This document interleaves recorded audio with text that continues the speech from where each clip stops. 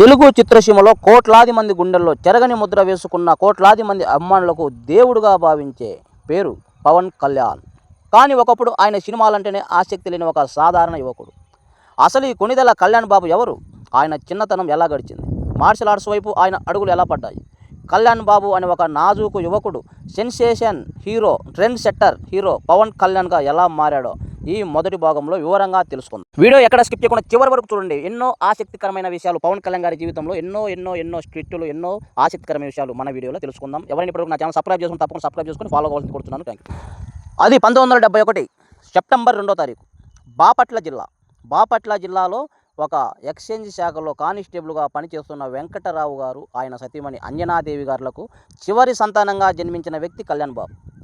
అన్నయ్యలు చిరంజీవి, నాగబాబు గారు, అక్కలు విజయదుర్గ, మాధవిల మధ్య ఎంతో ఆప్యాయతతో పెరిగారు. ఎందుకంటే కుటుంబంలో చిన్నవాడు కాబట్టి, చివరి కుమారుడు కాబట్టి తమ్ముడి మీద ఎంతో ప్రేమతో పెంచుకున్నారు అన్నలు, అక్కలు. తండ్రి వెంకట్రావు గారు పోలీస్ శాఖలో ఉద్యోగం చేయడం వల్ల వారి కుటుంబం తరచూ వేరువేరు ఊర్లకు మారేది. నెల్లూరు, చీరాల వంటి ప్రాంతాల్లో కళ్యాణ్ బాబు గారి బాల్యం గడిచింది. ప్రకాశం జిల్లాలో కనిగిరి కానీ, ఒంగోలు కానీ ఇలా ఎక్కడెక్కడో తిరిగి తండ్రికి ఉద్యోగం ట్రాన్స్ఫర్ వచ్చిన వల్ల సర్దుకొని వెళ్ళే పరిస్థితి ఏర్పడింది. ఇంట్లో అందరికంటే చిన్నవాడు కావడంతో కుటుంబం అంతా ఆయనకు ఎంతో ముద్దుగా చూసుకునేవారు. కళ్యాణ్ బాబు గారు చిన్నతనం నుండి చాలా శాంత స్వభావి. తోటి పిల్లల ఆటల కంటే ఒంటరిగా గడపడం, చెట్ల చేమలను పరిశీలించడం, పుస్తకాలు చదవడానికి ఎక్కువ ప్రాధాన్యతనిచ్చేవారు. నెల్లూరులోని సెయింట్ జోసెఫ్ స్కూల్లో పాఠశాల విద్యను అభ్యసించారు. అయితే చదువు కంటే ఆయన దృష్టి సమాజం, ఆధ్యాత్మికత మరియు పుస్తకాలపైన ఎక్కువ ఉండేది. యంగ్ ఏజ్లోనే చెగువేరా, భగత్ సింగ్, శ్రీశ్రీ, గురజాడ అప్పారావు గారి రచనలను చదవడం ప్రారంభించారు. ఆ పుస్తకాలే ఆయన ఆలోచన దృక్పథాన్ని మార్చేశాయి. టీనేజ్లో ఉన్నప్పుడు కళ్యాణ్ బాబును తీవ్రమైన ఆస్తమా ఉబ్బసం సమస్య వేధించేది. శారీరకంగా చాలా బలహీనంగా ఉండేవారు. ఆ అనారోగ్యాన్ని, బలహీనతను జయించాలని ఆయన దృఢంగా నిర్ణయించుకున్నారు. అప్పుడే మార్షల్ ఆర్ట్స్, కరాటే వైపు ఆయన అడుగులు వేశారు. కఠినమైన శిక్షణ తీసుకున్నారు. విశాఖపట్నంలో షాటో ఖాన్ కరాటేలో ప్రవేశించి అహోరాత్రులు శ్రమించి బ్లాక్ బెల్ట్ సాధించారు. కరాటే పోటీలో తన ప్రతిభను చాటుకోవడానికి ఒక ఈవెంట్లో పవన్ అనే బిరుదును పొందారు.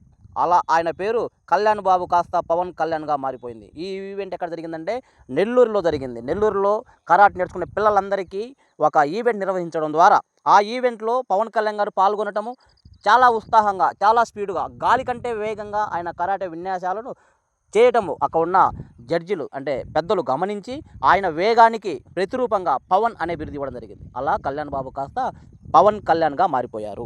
ఆయనలో ఉన్న పట్టుదల కరాటేలో మాస్టర్గా చేసింది. ఆయనకు గ్లామర్ ప్రపంచం అంటే అస్సలు ఆసక్తి ఉండేది కాదు. అన్నయ్య చిరంజీవి గారు అంత పెద్ద మెగాస్టార్ అయినప్పటికీ తాను మాత్రం వ్యవసాయం చేయాలనుకుంటూ ప్రశాంతంగా బతకాలని భావించేవారు. కానీ ఆయనలోని నటుడిని, ప్రతిభను ముందుగా గుర్తించింది ఆయన వదిన, తల్లి లాంటి వదిన సురేఖ గారు మరియు పెద్దన్నయ్య చిరంజీవి గారు.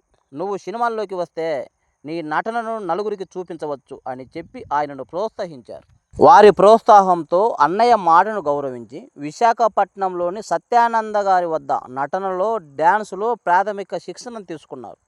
అలా 1996లో ప్రముఖ నిర్మాత అల్లు అరవింద్ గారి నిర్మాణంలో, ముత్యాల సుబ్బయ్య గారి దర్శకత్వంలో అక్కడమ్మాయి ఇక్కడబ్బాయి సినిమాతో ఒక నటుడిగా తెలుగు తెరకు పరిచయం అయ్యారు. బాపట్లలో పుట్టిన ఒక సాధారణమైన కుర్రాడు తన పేరు ముందు పవన్ అనే పదాన్ని చేర్చుకునే స్థాయికి ఎలా ఎదిగాడు? ఆయన మొదటి సినిమా నుండి జనసేన పార్టీ పెట్టే వరకు సాగిన ఆ సంచలన ప్రయాణాన్ని పార్ట్ 2లో చూద్దాం. తప్పకుండా నెక్స్ట్ వీడియో కోసం వెయిట్ చేయండి. ఈ వీడియోలో ఏమైనా డౌట్స్ ఉంటే కామెంట్ చేయండి. Thank you.